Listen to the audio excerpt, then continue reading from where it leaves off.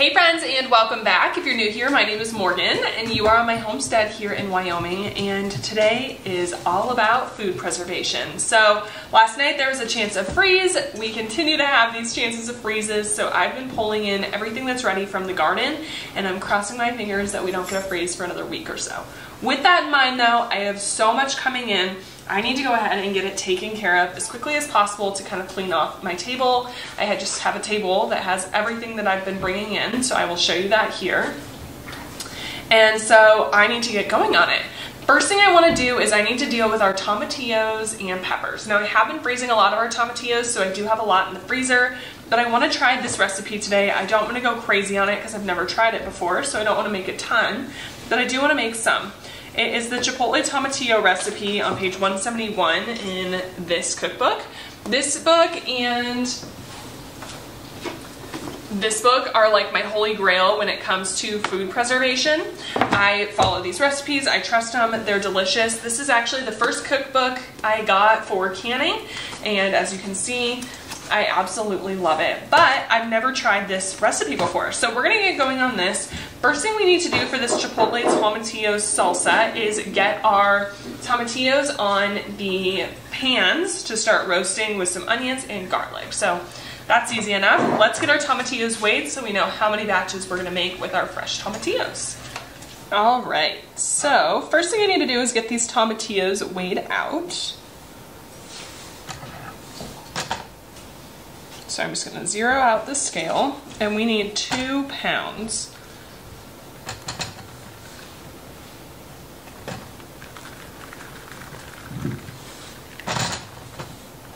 Okay, it's 1 pound.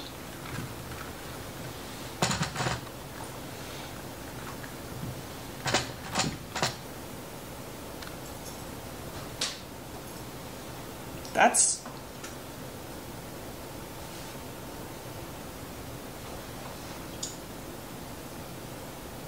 okay, that right there is 2 pounds. I obviously have a lot more than that, so maybe I'll double the recipe.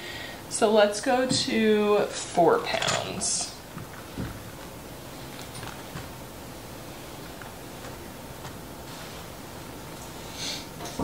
Okay, that right there is 4 pounds of tomatillos, so I'm just gonna freeze the rest of these. That's no problem. All right, next we just want to arrange these stem side down on a baking sheet. We're not supposed to oil it or anything. We're just gonna put them down.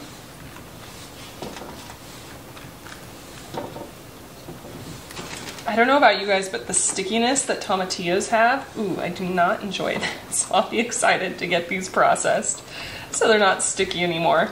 And all we're gonna do with this is we are just going to kind of char them up. So I have the oven preheated to 425 degrees. And basically we're trying to get this roasted so that the skins will slip off rather than having to peel all of our tomatillos. That would be a task and a half. So I'm just trying to get them a little bit blistered, and that will help that process. So there's our tomatillos. Now we need to get some onions prepped. All right, the recipe calls for 1 small onion, unpeeled and quartered. I'm obviously going to do 2 because I'm doubling the recipe. Any like loose peels I'm gonna pull off, but I'm not peeling it, which just feels wrong. And it says we want our onion peels skin side down. So there's 1.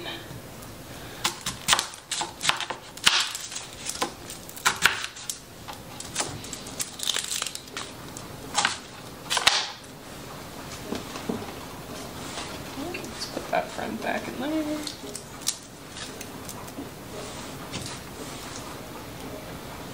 Then we need 4 cloves of garlic peeled.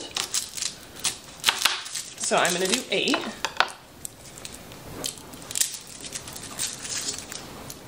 One, 2, 3, 7, and there's 8. Let me get this cleaned up a little bit. Okay. We need to get these peeled, but not chopped or anything, just peeled.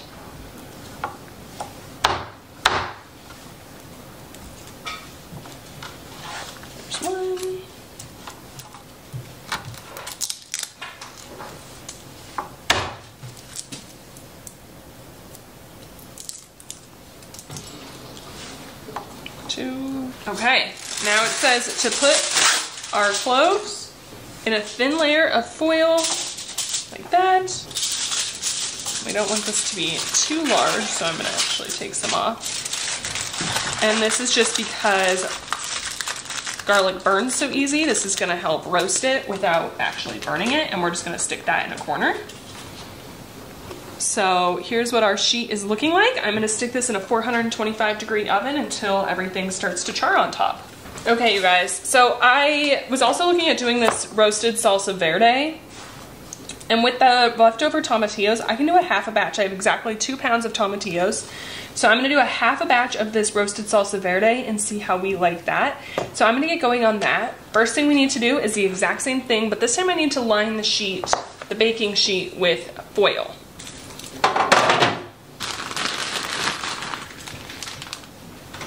Okay, here's our leftover 2 pounds of tomatillos. So let's get those face down. Okay, there's those. And then I need 1 medium onion cut into 8 wedges. I knew I was going to be doing more cutting than just quartering something. I probably would have chosen a larger knife, but that's okay. And this is a pretty large medium onion, but it does have a bad spot here that I'm going to cut out, so kind of gets us a little closer to where we need to be. Okay, cut into wedges.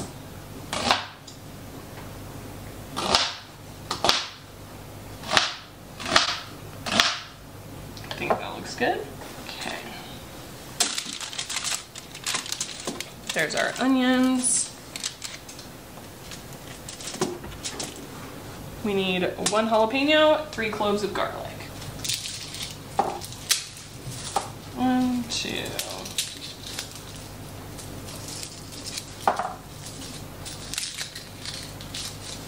Okay, get this peeled. Okay, so there's this baking sheet for our half a batch of roasted salsa verde into a 425-degree oven. Now I'm gonna get this cleaned up. Okay, while I have those roasting, I have a little bit of extra time. Everything's all cleaned up. So I'm gonna get going on dicing up some jalapenos. Sam and I love pickled jalapenos on things, so I have a good amount of frozen jalapenos, and I did leave some out because I want to make some fresh salsa as well. Well, maybe I should leave a few more out. I'll leave a few more out for fresh salsa. We love fresh salsa. Okay, that should be good. So here's all of our peppers. I'm gonna go ahead and get this washed, and then we're gonna start quickly dicing them so that we can can them and get them peppery. Peppery? Pickled. Pickled jalapenos. There we go.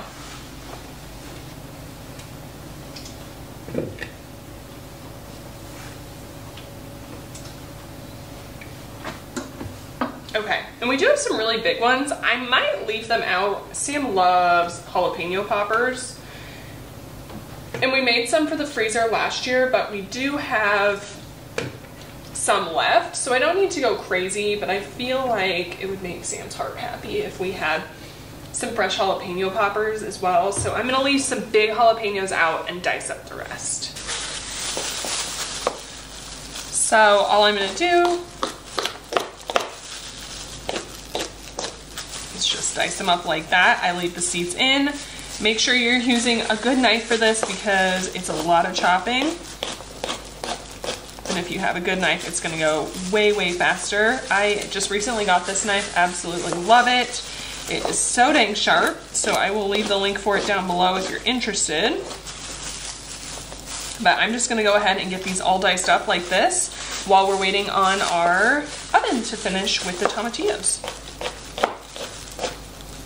And seriously, don't try to be tough when you're cutting jalapenos. I know they're not always super hot, but sometimes you'll get a really hot one and your fingers will literally burn for the rest of the day, if not days. So I know it seems easier to not put on gloves, but seriously, wear gloves if you're cutting up jalapenos.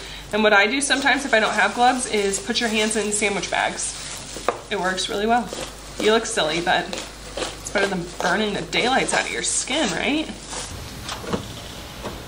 Okay, this is looking excellent. So I'm gonna carefully take this out. And then here is how our salsa verde is looking, and I just need to remove the garlic. It's been about 15 minutes. And then we're gonna let this go for another 20. Okay, so this has been out of the oven. This is our half batch of green or salsa verde. So we just need to get the stem and the seeds out of our jalapeno. I'm just gonna peel back the skin. Definitely make sure you wait for this to cool down or this would be horrible. All right, this is out and we're working on our salsa verde right now. I just need to get all of this ground up and in here, so I'm just going to, because we're doing a half batch, I think it'll all fit in one round.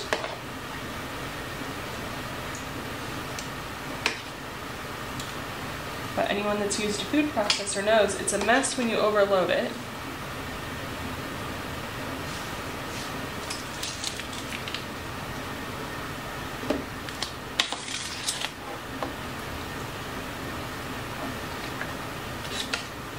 Okay, start with that because I don't want to get too messy.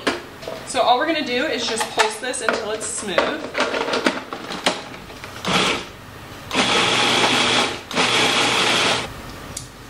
This smells really good. Doesn't even have salt or anything in it yet. And then I just have a small stainless steel saucepan. Is that smooth enough? I think so. That I'm going to dump this into.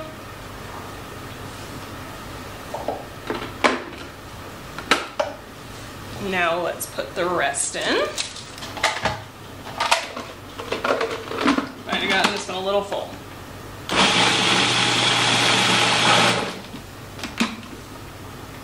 Perfect.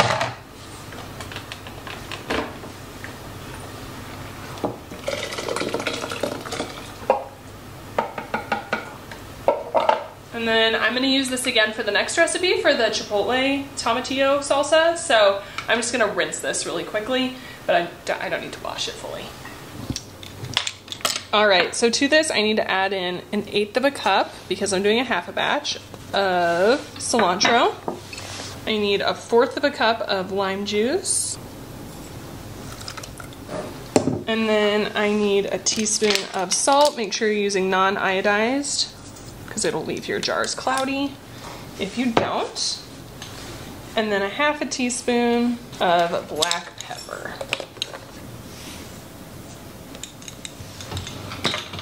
All right, give that a quick stir. We're gonna go put this on the stove and bring this up to a boil, and then once it's boiling, we will get it all canned up. All right, we are more or less gonna follow the same process. I'm just going to remove the peels from our onions. Next, I'm gonna throw in our roasty toasty garlic. And then some tomatillos. Then I just have some canned chipotles in adobo. I need to throw in total we'll want 6. 2,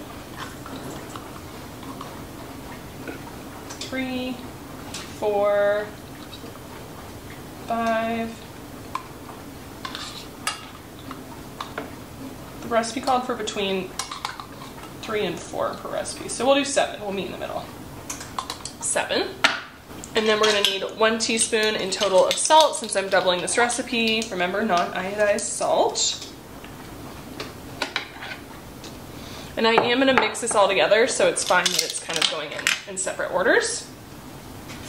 And then in total, I need 1/2 cup of lime juice. It's 1/4. I'm going to put the other 1/4 in with the next batch just to keep it from getting too watery. We're gonna blend this. This smells really good. Okay. That's what we're looking like, so I'm gonna dump this into our big saucepan. And right now it's really concentrated with all the adobo since I did all of them and I haven't put all the tomatillos in, so. And now I'm just gonna finish off with the tomatillos and the rest of the lime juice, and then we're gonna mix that all together in here just to make sure we have a consistent flavor between all of our batches. Let me add in that lime juice before I forget. So here's our other half a cup. Mix that around.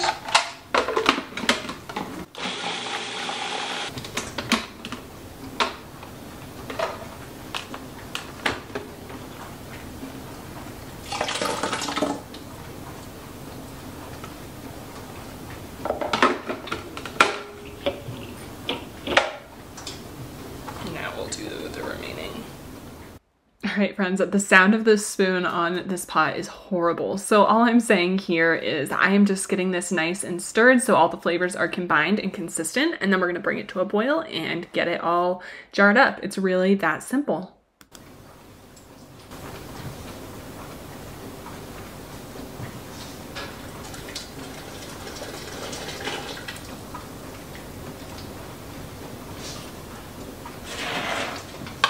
Okay, here we have our salsa verde. Ooh, that's warm. I don't know why I just did that.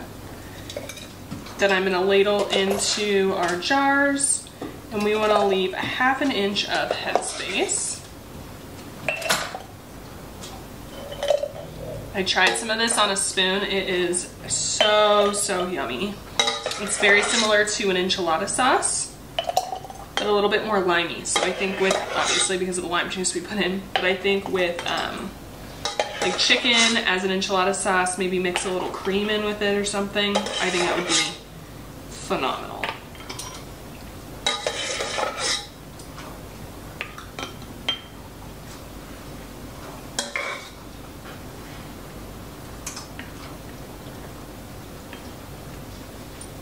Okay, we do have a little bit left, but I'm gonna go ahead and debubble these first just to make sure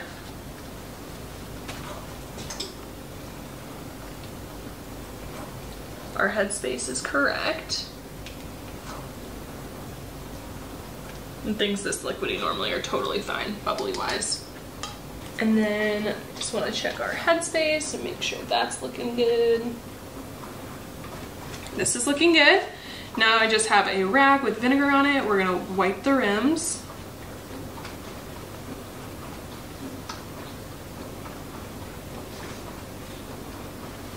To make sure there's no stickiness or anything that would create a false seal or prevent it from sealing. And then in here I just have some lids warming up just to kind of loosen up the ring. And then I'm just going to screw these on fingertip tightness. Perfect. I do have a little bit left, but it's not enough to can or anything. So I'm just going to put it in this little jar, and I'm gonna eat it with some chips and salsa later. All right, that looks good. I'm gonna get these in the water bath canner. They will process for 20 minutes, and then you need to just adjust for altitude. All right, friends, we're gonna get our chipotle tomatillo salsa now all canned up.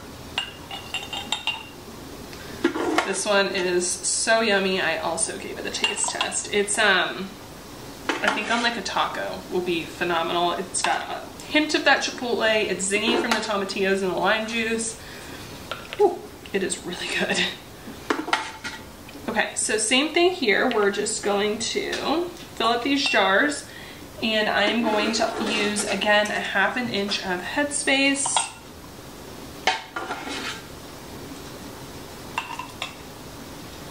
These jars were sterilized. The rings are currently being sterilized. Make sure you're always using very clean equipment, and make sure you're always following a recipe, especially when you water bath can. You really have to follow the recipe. Don't deviate from it, because that can get dangerous. So just make sure. I know sometimes it's easy to be like, oh, I don't have that, let me substitute. When you're water bath canning, this is my friendly reminder, follow that recipe to a T. Okay, that looks pretty perfect. Let's just run this around. Excellent. Again, we're gonna clean up the edges. I've got my rings and lids here, so we're gonna get those put on top.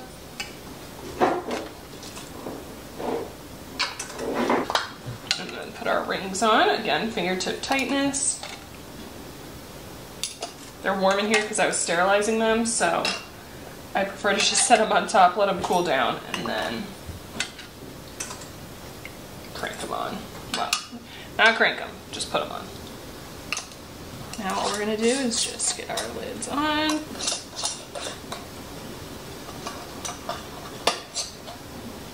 Perfect. Oop, I almost missed one. That would've been messy. All right, these are ready to go. And one left, I'm gonna save this one for our pickled jalapenos. I wanna get going on some fresh salsa for this week. So I just selected the tomatoes that were the softest and looked that needed to be used the quickest.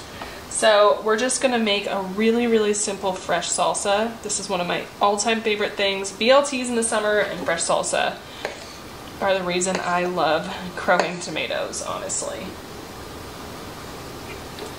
Okay, we'll do 3 tomatoes for now. We're gonna do a big batch, but because the Cuisinart's not that big, you don't wanna overfill it because things tend to get messy.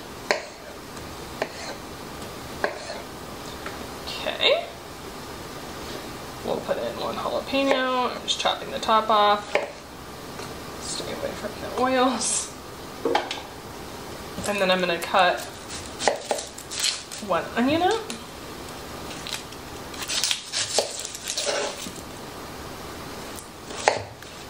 Nice and peeled. And it's so funny, salsa is so yummy when it's fresh, and it seems like such a daunting task, but it honestly takes like maybe 5 minutes to pull all of it together and be serving it. Go. Let's put our cilantro in. I'm just gonna cut off the stems. We'll give that to the animals. We'll just put half of it in for now. Some pepper. That's a bad piece of cilantro.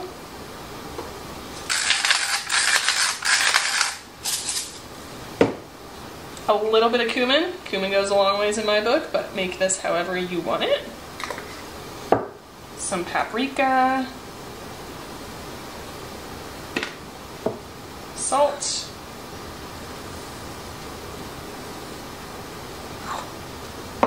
And then I'm just rolling a lime. We're gonna squeeze that in as well.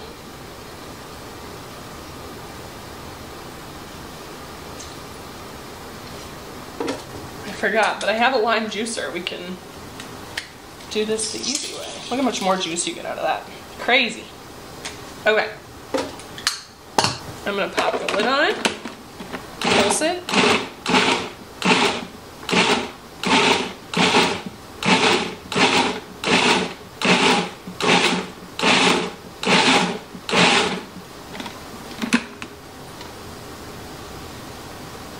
Perfect.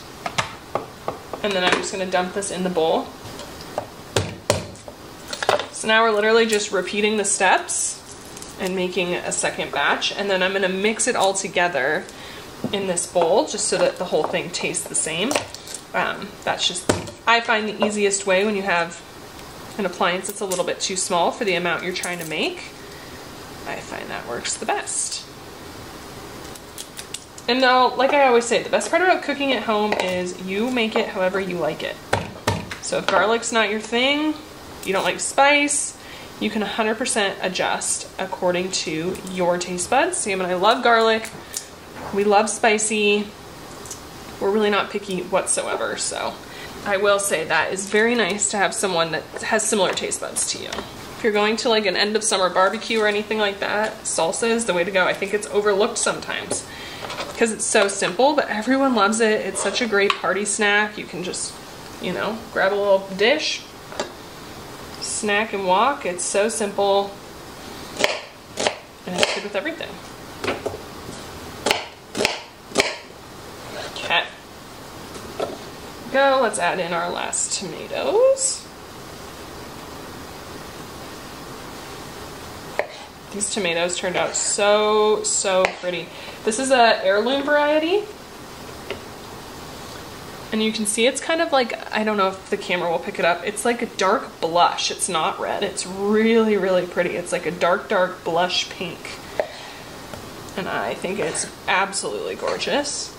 Okay, I'm gonna get this seasoned up the exact same way as the last batch, blended, and then we'll mix it all together. All right, there's our last batch, I think. Dump that in. Make a little bit of a mess. It just wouldn't be a kitchen day without some splashing. I'm gonna mix together the two batches and see how there's still a good amount of texture. Like there's some saucy stuff, a little bit of the chunky part. That's exactly how we like it. We like there to be texture and for there to be like something to pick your chip up with. I don't like it when it's like super runny. Okay, I'm gonna try this. Whew! That is warm. I might have gotten a little carried away with the jalapenos. I'm gonna put in the rest of the paprika, a little bit more cumin, which is crazy for me to say, and then I think we are there. Let me grab a chip and we will officially try it. Okay, I have my chip with my salsa on it. Perfect bite, lots of crunch in there.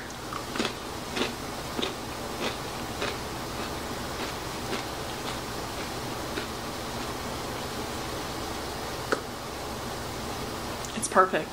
It is so, so good.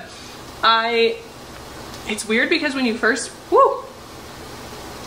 eat it, the jalapenos don't get your palate at all. It's just kind of tomatoey salsa. It's really yummy. And then afterwards, it kind of hits you like in the back of the throat and the lips and like, well, my entire mouth, to be honest. It's funny though, it's kind of like a delayed spice, but oh my gosh, that is so good. One thing I did want to mention is if you want it to be a little less like soupy, use a Roma tomato. I obviously use slicing tomatoes, which tend to have a lot more liquid content to them, which is why it's a little bit more liquidy. If you don't like that, use a Roma tomato. Doesn't bother us at all. I honestly love it. So that is that. All right, salsa is done. We have 5 minutes left on our timer for the canner behind me, and then we're gonna get sterilizing more jars and get going on our canned pickled jalapenos. All right, our timer went off on the chipotle tomatillo salsa, so I'm gonna carefully lift this out, and then I turned off the heat. We're gonna let this sit for 5 minutes, and then we'll get it placed on the towel.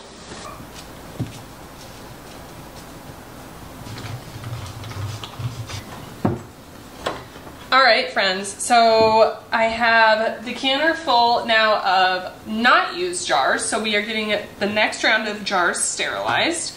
And while those sterilize, I'm gonna make the brine for our jalapenos. Again, we're making a pickled jalapeno. So for this, I'm gonna do 5 cups of vinegar.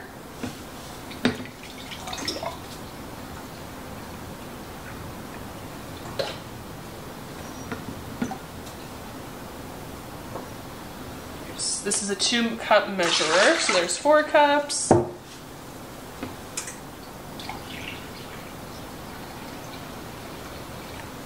Ah, so close. Let me grab another vinegar. Just 5 cups of vinegar. Now I'm going to do 5 cups of water.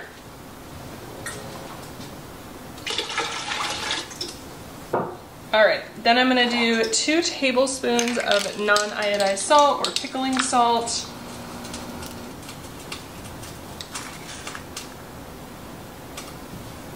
Just 1 tablespoon. And actually, I lied, I'm doing 4. 2, because I'm doubling my recipe. 3. Almost 4, that's fine. 2 tablespoons of sugar.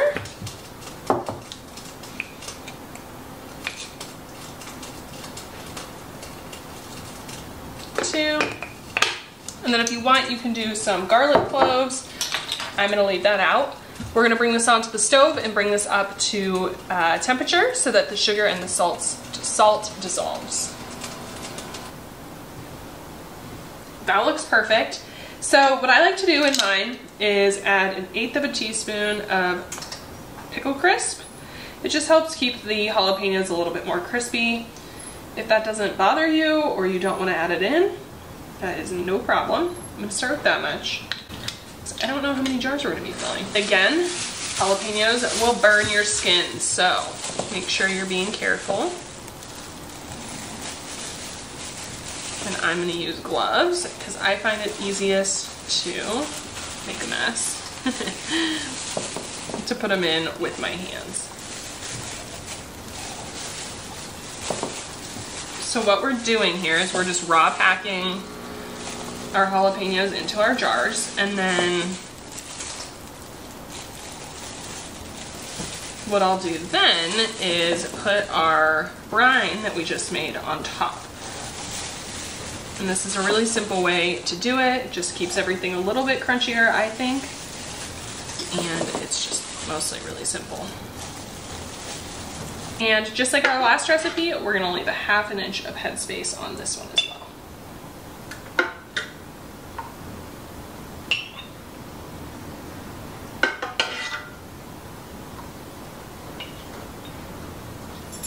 And one thing to note, I know a lot of people do sterilize their jars in their dishwasher.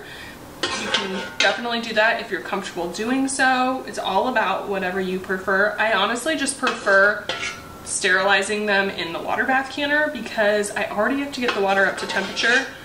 I may as well do it with the jars inside. So it's totally up to whatever your preference is, but I just prefer to do it in the canner. There are so many other preservation methods for peppers and jalapenos. I know a lot of crowd favorites is cowboy candy, which is basically a pickled sweet candy. So it's more pickled jalapeno in syrup. I know that's a crowd favorite. I'm not a huge fan of it, to be honest. So I prefer to just do it this way, and then if we want something sweet too, we can add a little honey, but that's the best part about canning at home is you can do whatever the heck you like best.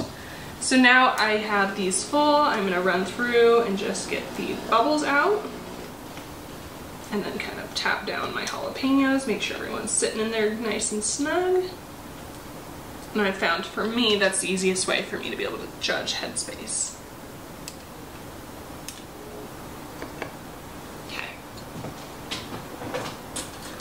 I need to just take a little bit of liquid out of each of these. And then we're gonna move this guy in. I need to wipe each of the rims first with vinegar. Canning really is, once you get the hang of it, so simple because it's the same process over and over and over. It's just the preparation is different from thing to thing. So I know a lot of times canning can feel very daunting or scary or intimidating, but once you do it a couple times, it kind of just becomes casual. Not casual, you still have to pay attention, but a lot easier because it's just the same process over and over again.